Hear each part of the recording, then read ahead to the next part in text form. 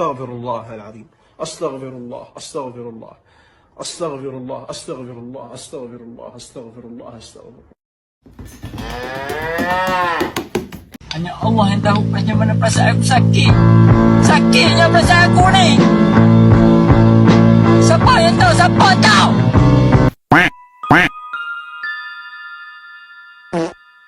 Assalamualaikum warahmatullahi wabarakatuh. Baik, kami di sini kelompok dari kelompok ini. Baik, kami di sini kelompok dari kelompok ini. Baik, kami di sini kelompok dari kelompok.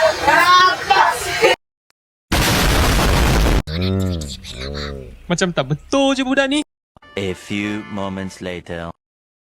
Assalamualaikum warahmatullahi wabarakatuh. Hai semua, kami dari kelompok 4 akan mewawancarai tempat pembesaran budidaya ikan nila. Sebelumnya izin memperkenalkan diri. Saya Naya Ayu Mulyani. Saya Alfira Difrensa. Saya Anissa Saraya. Saya Cinta Nabila Ramadhani. Saya Muhammad Apindo. Saya Ibu Yoga. Saya Atika Zakirayu. Saya Zulana Maiko Maria. Dan saya Saskia Gawasita. Selamat menyaksikan. Atasin! Assalamualaikum warahmatullahi wabarakatuh. Baik Pak, perkenalkan nama saya Muhammad Apindo dan ini rekan saya. Ya. Dan ini dengan nama Bapak siapa? Oh ya, baik Bapak Edi, kami dari SMA Negeri 2 Metro, kami mendapatkan tugas PKWU. Tugas PKWU tentang budidaya ikan. Jadi Pak, kami lihat ini ikan nila ya Pak ya? Oke. Ini nggak Pak buat pertanyaan ke Bapak. Bapak di sini memulai pembibitan ini gimana ya Pak? Untuk pembesaran ini saya mulai dari bulan 7. Untuk ini yang periode kedua, karena yang pertama ada masalah kan, masalah listrik, mati lampu itu kan ikan mati semua. Untuk coba lagi, ini udah umur 3 bulan, kemarin tanggal 20 pas 3 bulan. Nah, cara Bapak memilih ikan buat dijadiin indukan tuh gimana Pak? Kalau bibit kita beli udah ada ini sendiri sih yang bikinnya. Jadi kita beli ukuran bibit dari pembenih. Kalau kemarin kan saya ngambil itu dari Dinas Perikanan Kota Metro sini. Ya. Jadi di sini Bapak beli bibit, terus itu langsung ditaruh di kolam gini atau? Langsung taruh kolam ini, tapi nggak ke dalam ini. Kalau masih kecil, cuman kedalaman 50 cm. Gitu ya Pak. Nah itu langsung dikasih makan atau kayak gimana Pak? Ketika bibit datang, kita puasakan 2 hari. Jadi dipuasakan 2 hari sambil untuk pengamatan. Nah, ketika 2 hari itu istilahnya masa karantina. Jadi ketika ada ikan yang mati apa enggak gitu kan untuk pengamatan. Nanti udah 2 hari walaupun ada yang mati tetap dikasih makan, tapi ada penambahan probiotik untuk pengobatan. Oh jadi dia dikasih probiotik dulu Pak? Untuk ngasih makan kalau misalnya ada masalah di ikan, kalau nggak ada masalah ya enggak. Langsung makan aja, dibibis pakai air biasa dulu. Nanti setelah umur 14 hari baru dibibis dengan menggunakan bakteri. Nah kalau sistem saya ini mengambil dari teknologi orang Wonosobo dengan sistem tebar padat. Kemudian untuk penggunaan bakteri itu 15 item. Apa aja itu Pak? Kalau namanya lupa saya. Kalau 15 item itu termasuk pokoknya intinya di situ ada mineral, vitamin, protein, karbohidrat, yang dibutuhkan ikan. Di samping itu ada penetral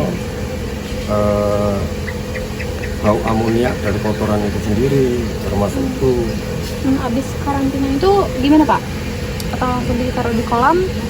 Yuk, Enggak, artinya karantinanya juga udah di kolam ini gitu loh. Sekali karantina. Cuman kan kalau bahasa perikanannya kan karantina. Ada yang pakai ada obat khusus, ada. Ketika ada masalah, nah kita tambahkan obat karantina namanya. Untuk ukuran kolam ikan ini berapa kali berapa? Kalau saya yang saya punya ini yang dua ini D2, yang ini D3, yang di sana itu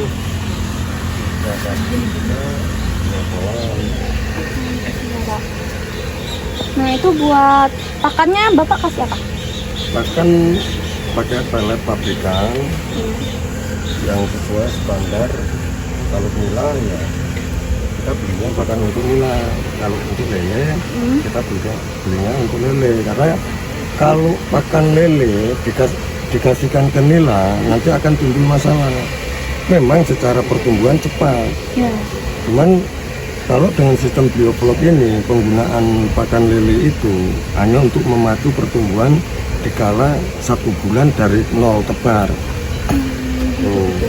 Jadi setelah 1 bulan baru pakai pakan yang khusus untuk nila dengan kadar protein 26 sampai 28, nggak boleh lebih dari 30. Itu aja nanti dengan penambahan bakteri ini itu jadi atas 33 proteinnya jadi naik. Nah terus untuk ngatur airnya nih Pak, gimana Pak? Kalau sistem bioflok ini Mbak, untuk air bisa digunakan 1 tahun. Jadi kalau pasca panen misalnya kita ambil 5 bulan atau 4 bulan, kalau 4 bulan bisa 3 kali panen dipakai, dengan catatan ikan yang kita pelihara itu nggak kena masalah penyakit. Bisa dipakai 1 tahun. Kalau masalah air, jadi untuk penggunaan air sangat-sangat hemat sekali dengan sistem bioflok ini. Jadi metode yang Bapak pakai ini hemat ya Pak ya jatuhnya? Hemat. Di samping itu sistem yang saya gunakan ini itu sistem tebar padat. Satu kolam ini 6.000 ekor. 6.000 ekor? Banyak ya Pak ya? Ini kan jadi satu situ, kemarin masih kecil karena ini udah siap panen, saya sortir, ini 4.000. Tadinya 1 kolam. Kalau memang untuk usaha ini Mbak, kenapa kok dengan sistem tebar padat begini? Kalau dibandingkan dengan sistem konvensional itu 1 kubik air itu hanya 15 ekor. Nah, dengan sistem 15 item bakteri ini bisa 400 sampai 700 ekor. Bahkan uji coba yang terakhir di Wonosobo, cuman belum di-share di grup sih ya, belum boleh diikutin karena ini ekstrim kata dia kan, kata penemunya gitu loh. Aku coba tebar kapasitas per kubik 820 ekor. Sebelum saya berhasil, jangan berani nyoba. Nah kan gitu. Jadi Bapak ini buat metodenya ini langsung belajar sama orangnya gitu ya Pak? Anak saya yang ke sana sekolah sehari itu dikenakan biaya sekolah sehari dari pagi sampai malam, dikenakan biaya 1.200.000 untuk ilmunya aja, belum transport, belum nginepnya di hotel, belum makannya, itu sendiri. Nah ini biasanya berapa lama sih Pak buat pendidikan ini? Bukan pembibitan loh Mbak, kalau saya ini kan pembesaran. Oh ya, pembesarannya Pak. Pembesaran itu tergantung Mbak. Kalau kita panen mau di size berapa? Kalau ini 3 bulan tanggal 20 kemarin. Sekarang tanggal berapa?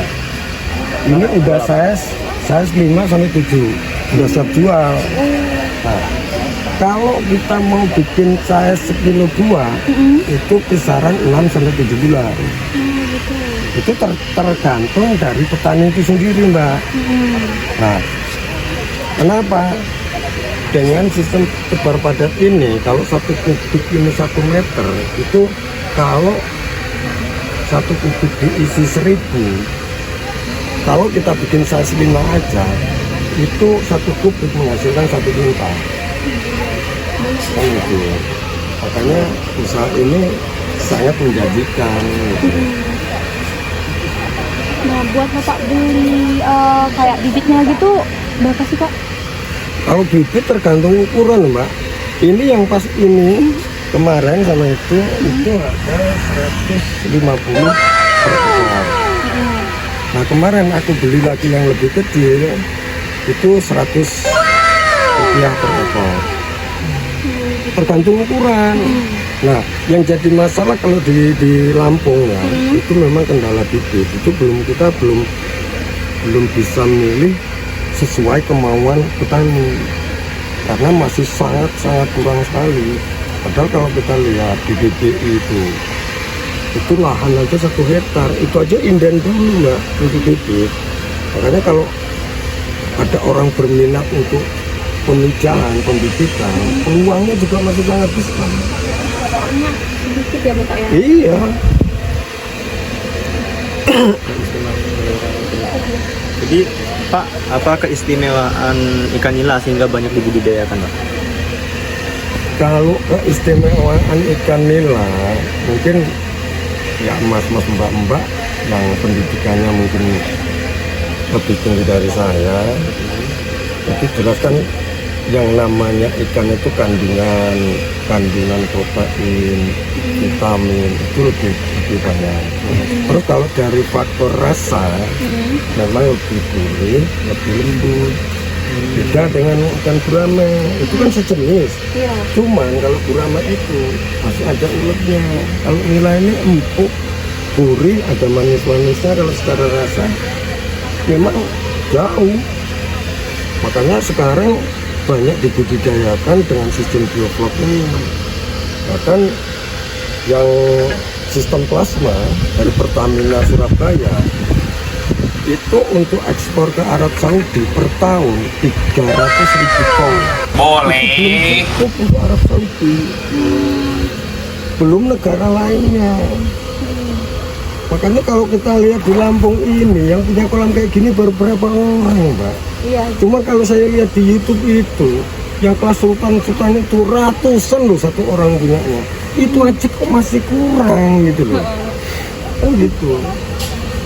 Makanya kalau di Lampung ini ada orang berminat ini, apa artinya untuk pasarnya itu nggak usah khawatir gitu loh. Untuk kebutuhan apalagi khususnya metro masih sangat kurang. Gitu ya Pak. Nah, buat tantangannya nih Pak, buat Bapak ini gimana tantangannya? Kalau tantangan itu ya memang faktor utama kalau dengan sistem kayak gini mati lampu. Makanya harus dipersiapkan untuk mati lampu itu. Jadi harus ada sedia genset gitu ya Pak? Dengan genset kan gitu. Makanya kalau sistem budidaya biofloknya memang modalnya agak lumayan, Mbak. Karena perlengkapan yang dibutuhkan kan mesin. Nah, mesin untuk angin ini kan berapa kapasitas yang dibutuhkan, untuk kolam berapa ukurannya kan gitu. Terus untuk antisipasi listrik, ini kalau ikan udah sebesar ini 20 menit nggak jalan udara ini, oksigen ini tewas semua. Semakin besar ikan itu semakin rentannya sangat tinggi. Terus kerentanan di masalah lain biasanya tergantung cuaca, perubahan cuaca. Dikala perubahan cuaca itu biasanya akan ada kalau orang wabah lah, penyakit lah gitu, musiman. Jadi itu terjadi biasanya dari musim hujan ke musim kemarau. Jadi, juga sebaliknya. Pas perubahan gitu. Perubahan cuaca ekstrim biasanya setelah hujan. Itu yang biasanya, makanya semuanya harus beli. Nah, buat modal Bapak nih, awalnya berapa nih Pak? Kalau awal modal aku untuk kolam sama listrik sama mesin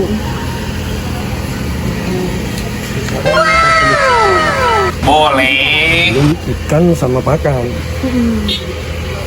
Sama ikan sama pakan ya kisaran 150. Jadi buat kayak gini nih lumayan besar ya Pak ya buat modalnya. Makanya cuman kan bisa disiasatin Mbak. Nah, intinya apa, kalau kita masih belum punya ilmunya ya nggak usah banyak-banyak dulu, coba aja 1 atau 2. Ketika kita udah paham, tahu ilmunya, cara merawatnya, baru kalau punya modal banyak mau dikembangin kan. Pak, jadi nah, satu lagi ikan nila ini kan ada induknya apa ya? Jadi kalau bisa disebut induk itu harus berapa usia? Minimal itu kalau yang bagus itu dari 8 bulan baru bagus. Cuman kalau misalnya 10 bulan lebih bagus lagi. Oke, kayaknya itu aja sih Pak pertanyaan dari kita. Terima kasih juga sama Bapak buat udah mau itu jadi Pembelajaran buat kita. Iya, ngasih termasuk info. pembelajaran. Sama Bapak udah mau diwawancara sama kita.